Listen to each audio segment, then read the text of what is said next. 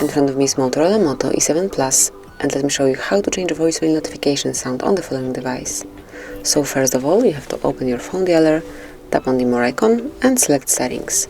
Here you should reach voicemail, and now click on Notifications. And here click on Advanced, scroll a bit lower, and go to Sound. And now just pick one from the following options, so let me show you all of them.